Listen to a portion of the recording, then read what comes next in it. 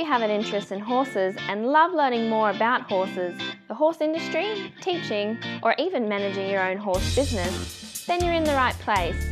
We would love you to join us on our mission, which is to improve the lives of horses around the world through the education of riders, handlers, and trainers. So get comfortable, listen in, and enjoy. Today I'd like to introduce Kate Dolan.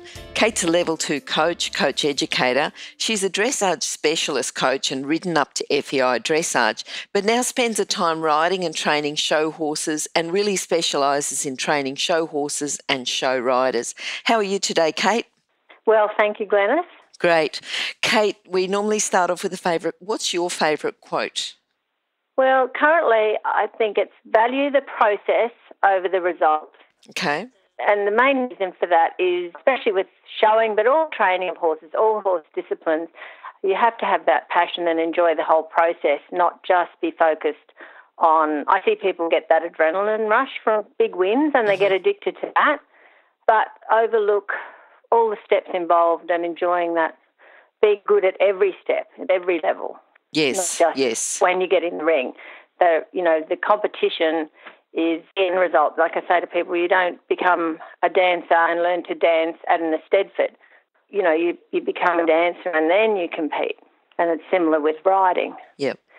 But I think people often want to skip that process. And is that something that you've had to learn yourself? If you think back, because you've had a long career with horses, have you had to learn that yourself and now you're teaching it to others, or is it something that you always have just loved the training and loved the process? Exactly. I've always loved the training and process, and it never occurred to me that anybody would see it any differently. But I've come to realise over the years that, yes, they do. Yes. You know how the assumption is always that people are like you, and they're not. And you can't expect them to be. I have trouble all the time. I think people can read my mind, and I get surprised when they can't read my mind. Exactly. Yeah. But they're coming at it from an entirely different angle. And I don't think it's a matter of changing that, but I think if you want to be successful with horses, and if you really love horses, you're not just in for that ego adrenaline that you can get when you have a success. We all love that. But it's only, if they put it down to percentages of time involved, one of those scales maps, you'd probably have the narrowest little quarter of it would be winning. And Yep. If you know what I mean. Okay, now starting with horses, how did you actually start? What are your first memories? Well, I was one of those little kids that at 2 years old I would be looking out the window whenever we drove anywhere in Victoria looking for ponies and then going horsey, horsey. And Mum and Dad never knew where it came from. So, yeah, I was just mad on them. And then when I was 6, Dad took me to a riding school in Victoria and they said no. I remember it really clearly. They said, no, she can't start till she's 10. And I was like, oh, no. So by the time I was 10, on my 10th birthday, we were living in Darwin. Dad was a journalist and we'd been transferred to Darwin. And he took me to a riding school on my 10th birthday because I never let him forget, of course. Yes. And so I learnt to ride in Darwin at Flockhart's riding school at Berrima. Okay. And I used to be so excited every week to go. I'd be sick in my stomach and couldn't eat breakfast, much to Mum's horror. And as I got going there, I used to go out there all day and I'd get free rides if I rode the just broken in Welsh ponies. Okay. So I'd get one ride on, my favourite horse, and then the others would be in a poley saddle with a monkey grip because they used to buck a fair bit. And okay. So I learned to hang on to that monkey strap, but I didn't mind because I was getting extra rides. So that was pretty good fun. Okay. And then we moved from there to Brisbane, and I went to riding schools here. I didn't really fit in the same, so then Dad finally gave in and got me my own pony. And it was the first one we looked at, and it was $90. It had a lovely curly tail and big brown eyes, and he had papers. He was a registered pony. That was my first pony. At our Pons Mazeppa, big mouthful, Freddie. And Freddie did everything. Freddie did pony club, he did eventing, and then he did showing, and that was how I got into showing because I had my best friend at school was a really good show rider, and my other friend was also a show rider, Kathy Galton. She's a vet a vet now, but anyway, she took me and my pony to Sanford Show, and we won champion at our first show. Oh, wow. It was, she lent me her Steuben saddle and everything. It was wonderful. And so that hooked me then, champion pony hack. Yep. So that's the way people I was away. Apparently they get addicted to gambling. You know, if you go and you win when you first start gambling, that's how you get addicted to it. So now you're right. You can, if you win champion at your first show, you would need to be addicted to it. I know. And Kathy helped me as much as she can. But the funniest thing was back then when I was in Brookfield Pony Club, Geoffrey Hatton came out to do a clinic. Oh, okay, yes. He's a fellow of the British Horse Society, and it was like a missionary to the natives. And that was my first formal lesson, was with him. Can you imagine that? How lucky was I? Because someone else had cancelled and dropped out and I got in. And he taught us how to get our ponies on the bit. And I was like, oh, my goodness me. This is amazing. So I'd been trying to arch my pony up and canter slow, because I used to gallop him everywhere doing pony club, and then I'd get frustrated because he wouldn't arch up and canter slow. Poor Freddie, he had a tough life. All right. And then from there, did you come out of, because you're in Brookfield Pony Club, did you look around you and go, I want to work with horses, or did you do something else first?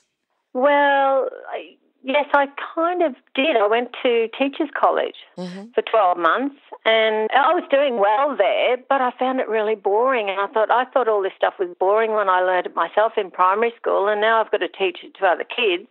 And at that time, we'd actually moved to Limber on the Sunshine Coast, and Jeff Lyle had an equestrian centre at Burpengary. Yes. And he'd met Geoffrey Hatton when he was out here, so he'd been over to the Wirral and gone through his instructor's certificate for a period of time and became an I, and also Gul Wadja, who was an I, was there as well. And I started having lessons with them, and then they suggested that I go to the UK and do my BHSAI, because that was before the NCAS had started here. Yes. So there wasn't really a coaching pathway.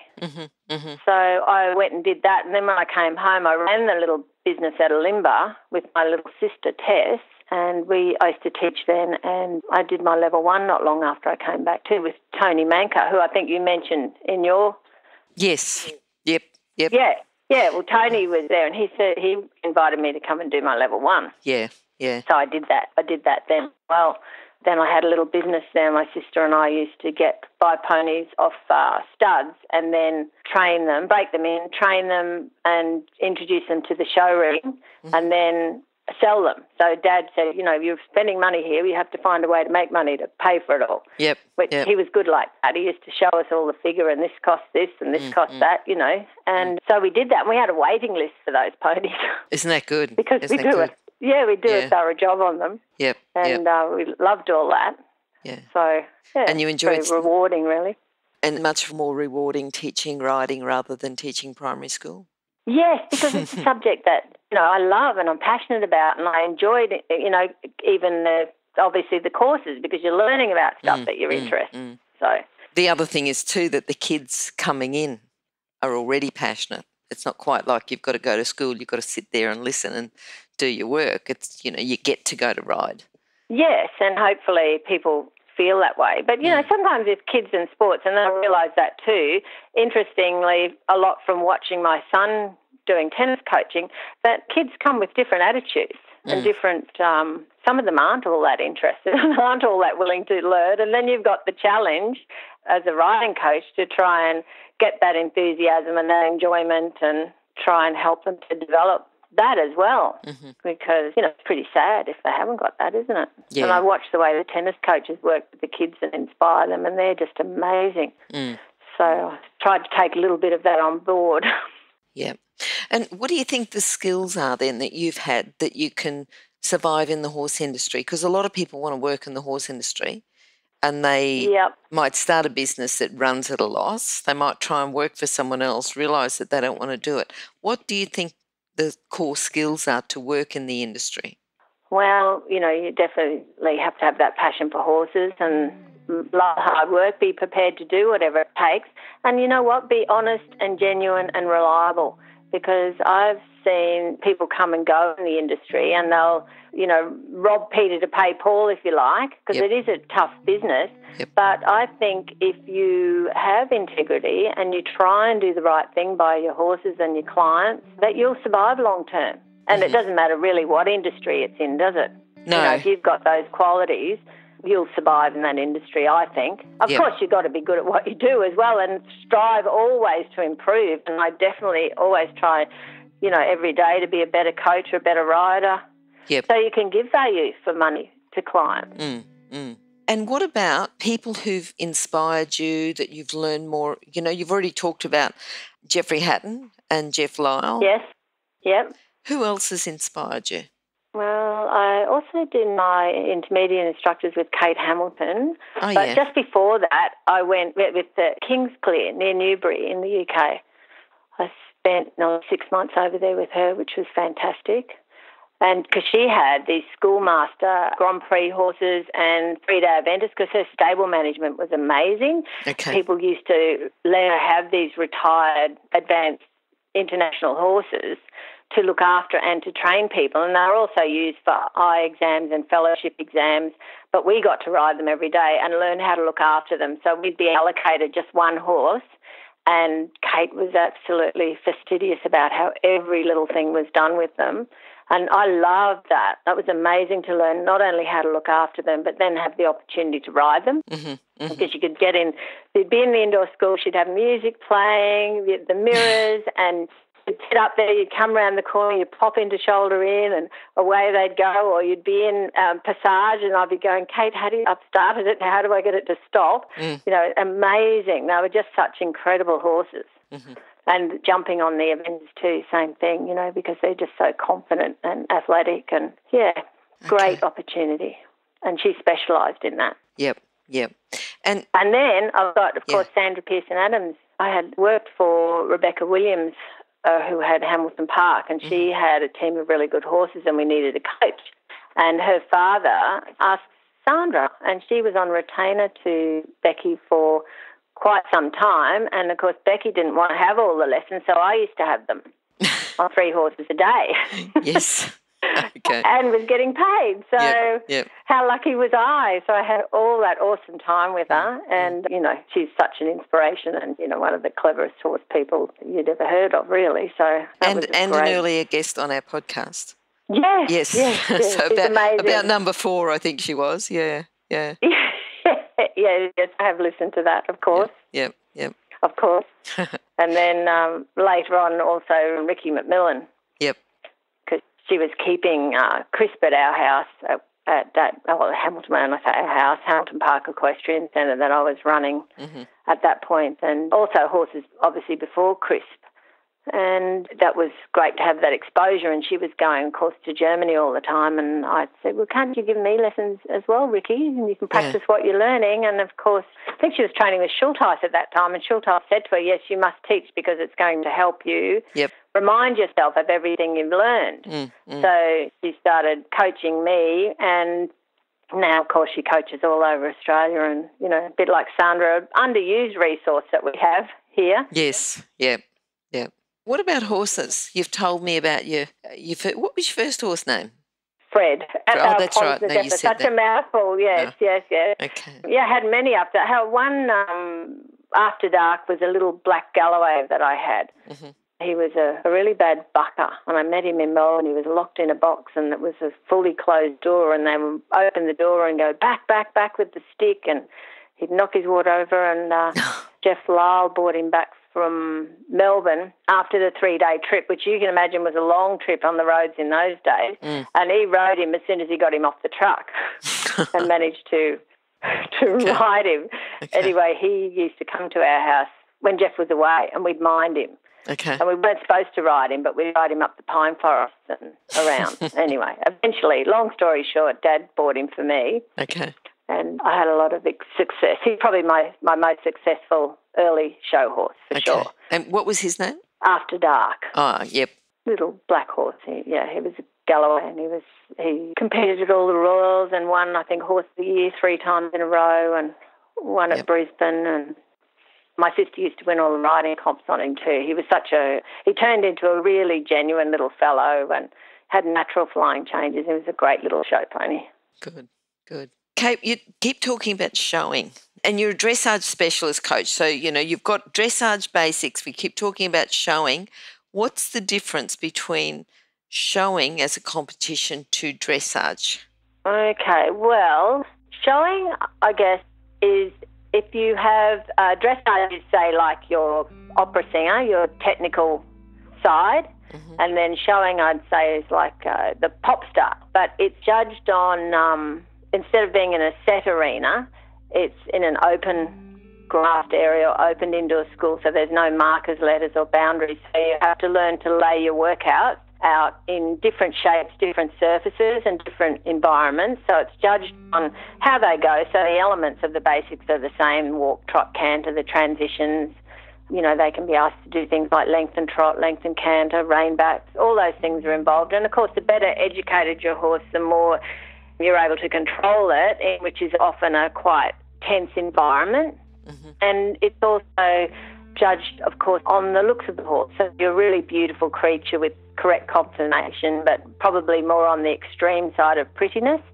But they still need for correct legs, correct paces, good movement, balance, and look easily rideable. So it's not meant to look like hard work. They're meant to, a show horse should give the rider a good ride. So, and an easy ride, not look difficult, not look tricky. Okay. Although they often are. The art of show riding is making it look easy. And that was one of the things that Sandra was amazed with when she first saw it. She's like, yeah. Show riders are very clever at covering things up, she said. Okay. And then to do with a show hack, like a lot of people think a hack is just, you go out for a hack or a bit of a trail ride. What's a show hack? Well, a show hack, I guess, it originally started in England with the country shows. So people would bring their horse that they normally go for hacks on, but who had the most beautiful one. And then they'd come to the show and they'd compete against each other, and my horse is prettier than your horse and better to ride and so on. So that was where it all started. All right. So to make a horse pretty, you can get horses, it's sort of like a model with makeup. Like you can see a model in the street and you wouldn't recognise them. But once they're on the catwalk and they're well done up and they've got their makeup on and they've got the right clothes, they're different people. How can you present a horse? And this is for anyone, because they don't have to be show horse to present well, but show horses, it's an art. If you can tell us a bit about just how you'd go, what the steps are, what the procedures are in presenting a horse well. Sure, because it's a bit like, coming out of the house in your pyjamas or getting your hair and makeup done and dressing up and going out, isn't it? So first of all, obviously they need to be, it starts with the stable management. They've got to be fit, healthy, feet well done, teeth taken care of, the right condition, not too fat, not too skinny, fit, well muscled. So that's the art of training, isn't it, to develop a proper top line? Yes. That keeps everything in proportion. So once you have that, and it's like starting with a bit of clay, because when you come to them, it can be skinny and hairy and they don't look much, but with time and conditioning and being healthy and trained, then they can totally transform. And then you've got your finishing touches, which is, the tail, for instance, dyed, pulled and dyed, give it a nice shape. Is that just normal hair dye?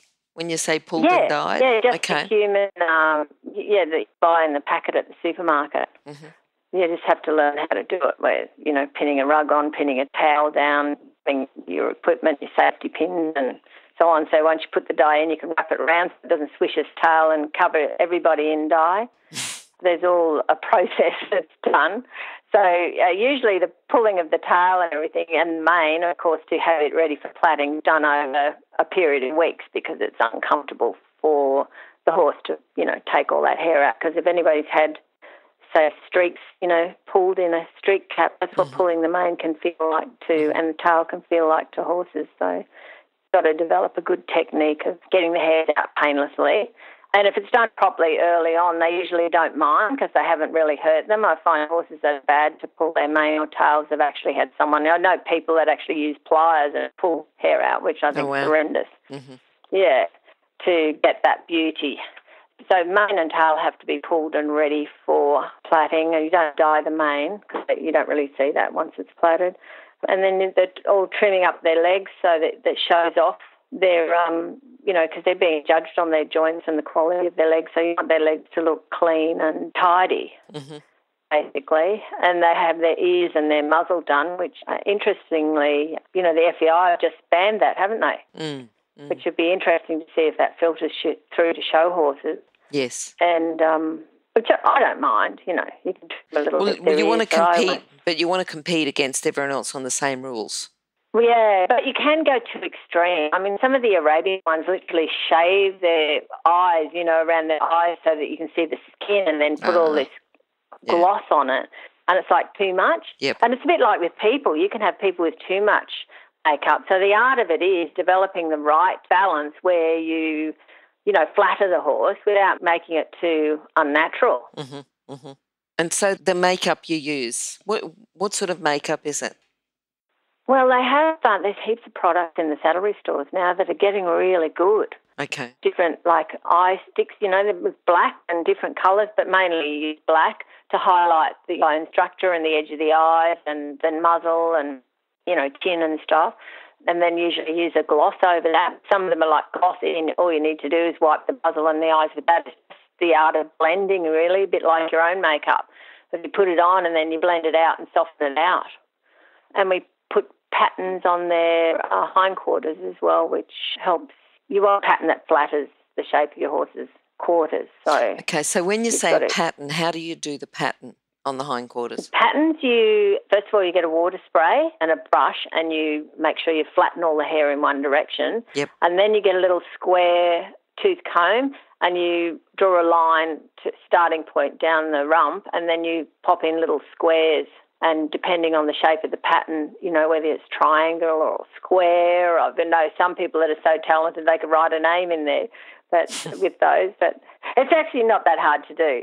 Most of the kids can do it once they work it out. Practice a little bit. Yep. Yeah. And if you're a show person, cause sometimes I get kids. I say, "Oh, your pony's so nice. We should go to a show." And they're like, "No, I don't like doing that. I don't like make them pretty." They're not interested at all. So to be a show person, you've really got to be able to have that interest in making horses look pretty. There's got to be a lot of attention to detail then, hasn't there? Absolutely. And, I'm not interested in dressing up and going out, but I'm quite happy to dress a horse up. Yes, okay. I'd much rather do a horse's hair and makeup than my own. Okay. All right. Now, putting on your coach's cap. Yes. What's a common problem that you see people do in the show ring that you think could be corrected? That if you saw someone in a show ring, or it may even be your own students, but you need to get out there and teach it. So I need to know not just what the problem is, but how you fix it. Yeah, I think probably the most common thing is seeing horses ridden from hand back to seat and leg instead of seat and leg towards hand. People get obsessed with getting them round and focus only on what the front's doing. And, of course, then it really destroys the rhythm, the movement, the whole outline. And it's so easy to make a really beautiful horse look plain and a plain horse look really beautiful if you have it functioning in the right way. So I think they forget that part of making the horse look beautiful is having it going correctly. The better they go, the better they look.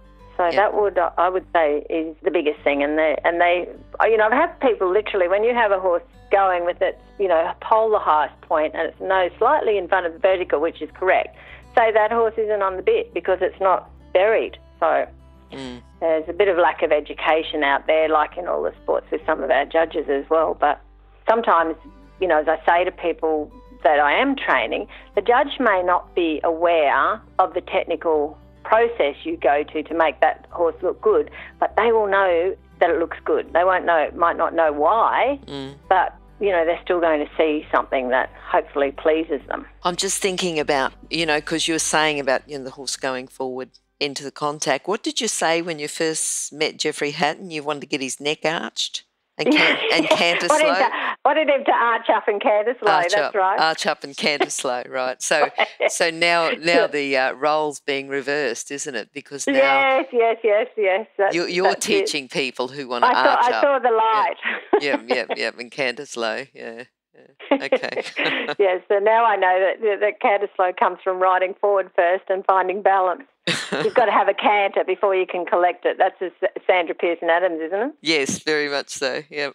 Yeah. Okay. Oh, hang on a sec. Let me interrupt to let people know about the horse industry qualifications at onlinehorsecollege.com.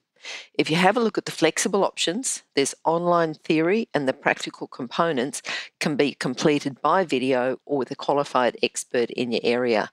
That website again is onlinehorsecollege.com. Okay, thanks. All right, now just going on with all that, what's been your proudest moment? Well, I think, the thing that makes you most proud is you have a lot of wins, and I enjoy every one of those. But when you see people achieve the goals, whether they're big or small that you've set for them, or they've set for themselves, really, that's what I love. Yep. I love to see that little smile come on their face, especially if you've got an unhappy horse or an unhappy little rider, and then you see them really enjoying themselves. That does it for me. I think that's spoken like a true coach, isn't it? But it's those things. It's the coaching. You talk about your proudest moment. It's the coaching moments rather than the riding moments. Yeah, well, you sort of don't measure your success on the titles and trophies. You sort of measure it on the the lives that you're able to affect in a good way.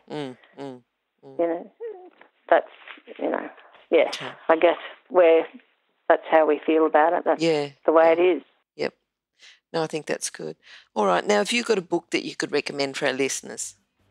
Well, funnily enough, one of my favourite books when I was a kid, and I still would love to refer to, and I try and get other people to read it, is the BHS Stable Management book. Okay. Yep.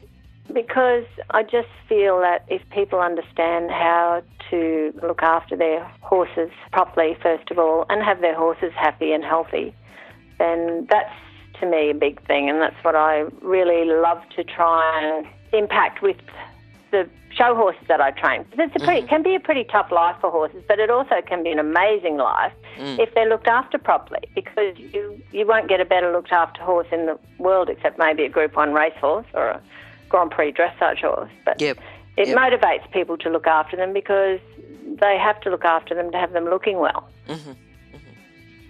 All right, no, that's good. And I think that's another one too, that it's a good one for people starting off, but you can go back then and reread it, later on and go, I missed that bit, It's got a lot of very valuable information in it. Yep. You probably can get it all online now, but there's really no excuse for, ignorance looking after horses these days, because you can Google it all up. But I just find that book puts it all together in a simple way. Yep. Okay, now what are you looking forward to? Well, probably more of the same. I've got a great group of kids I'm working with at the moment, so I want to see them obviously reach their goals. I don't know when you get sick of that. And I'm doing more riding myself. I'd like to as well, more competing. I've got a racehorse here at the moment that I'm doing an off-the-track one for John Moore. It's come from Hong Kong, and it was his favourite horse in the stable and lovely temperament. So I'm educating him so that he can be properly rehomed and riding at shows a little bit with him. And then I've still got my warm blood horse here that I have fun training on every day, and would like maybe to compete with him again too at some point. But still enjoying the process. Yes, and that's, as you say, it's the valuing the process over the results, isn't it? Yes, of course. Okay, how can people contact you, Kate? Email katedolan@bigpond.com and they can phone me 0409 64 006, and I'm also on Facebook. Okay. Is that just Kate Dolan on Facebook? Yes. Cool. Yep. All right. Look, what we'll do too is we'll put it up on your page on Horse Chats, which will be horsechats.com/Kate Dolan. Terrific. All right. Great talking to you today, Kate, and hopefully we'll talk to you another time. All righty. Thanks, Glenys. Bye. Bye. Oh, wait, before you go, if you're an equestrian coach or a horse riding instructor, or even if you aspire to be one, have a look at the free video series for horse riding instructors on the Horse Chats website. Go there now, have a look, horsechats.com. Remember that our comments and instructions are general in nature and do not take into consideration your individual horses or your individual ability and circumstances. If you enjoyed this podcast, then please leave your comment below.